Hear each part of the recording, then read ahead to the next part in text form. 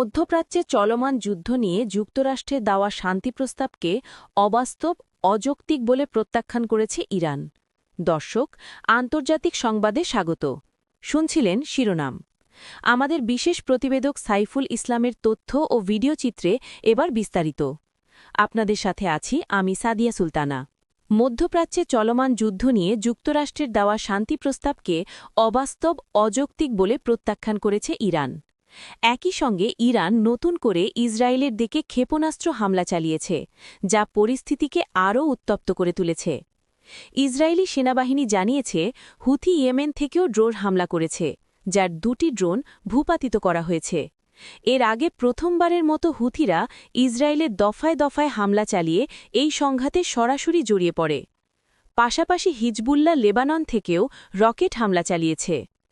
অন্যদিকে ইসরায়েল দাবি করেছে তারা তেহরানের সামরিক অবকাঠামো লক্ষ্য করে হামলা চালিয়েছে এবং লেবাননের রাজধানী বৈরুতে হিজবুল্লাহ সংক্রান্ত স্থাপনাতেও আঘাত এনেছে। এদিকে যুক্তরাষ্ট্রের প্রেসিডেন্ট ডোনাল্ড ট্রাম্প আবারও সতর্ক করে বলেছেন, হরমুজ প্রণালী দ্রুত খুলে না দিলে ইরানের জ্বালানি অবকাঠামোর ওপর হামলা চালানো হতে পারে। ইরানের পররাষ্ট্র মন্ত্রণালয়ের মুখপাত্র ইসমাইল বাঘাই জানান, ওয়াশিংটনের পক্ষ থেকে মধ্যস্থতাকারীদের মাধ্যমে আলোচনার ইঙ্গিত পাওয়া গেছে। তবে তিনি স্পষ্ট করে বলেন, আমরা সামরিক আগ্রাসনের মুখে আছি, তাই আমাদের সব মনোযোগ আত্মরক্ষার দিকে। কূটনৈতিক উদ্যোগের অংশ হিসেবে পাকিস্তান, মিশর, সৌদি আরব ও তুরস্কের পররাষ্ট্রমন্ত্রীরা বৈঠক করেছেন।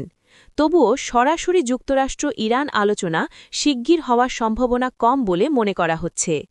দর্শক, দেশ ও বিদেশের সর্বশেষ সংবাদ জানতে লাইক, কমেন্ট ও শেয়ার দিয়ে দৈনিক কালের স্রোতের ফেসবুক পেজ ও ইউটিউব চ্যানেল সাবস্ক্রাইব করে সঙ্গে থাকুন। ছিলাম আন্তর্জাতিক সংবাদে। আমাদের সাথে থাকার জন্য ধন্যবাদ।